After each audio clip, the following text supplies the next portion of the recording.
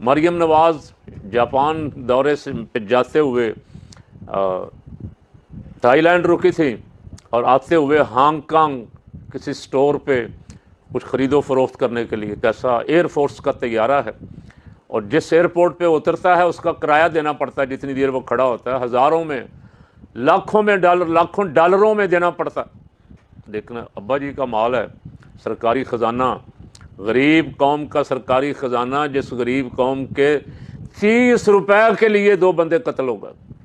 अब फल में फल ख़रीदते हुए झगड़ा हुआ और 2 अफराद जो हैं, दोनों भाई 30 रुपए पे कत्ल कर दिए गए। उस सूबे की वज़ीर आला, उस शहर की रहने वाली मोहतरमा सैर सपाटा कर रही हैं और पूरी फैमिली साथ लेके गई है। फैमिली की लिस्टें छप गई हैं, वो आप सुन चुके हैं, मैं दोहराना नहीं चाहता।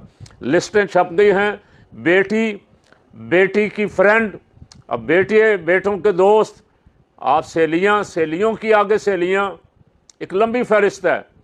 जहाँ जी चाहता है एयरफोर्स का तैयारा खड़ा करके खरीदो फरोख्त। हांगकांग में लोगों ने देख लिया तो वहाँ जो नारेबाजी की है वो अगर आप देखना चाहते हैं तो देख लें।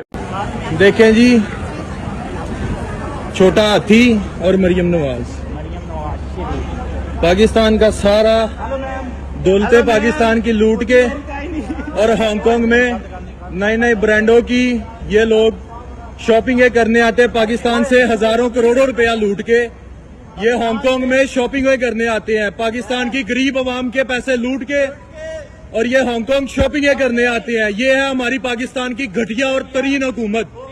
इस तरह की घटिया तरीन हुकूमत पे लानत है, बेशुमार लानत।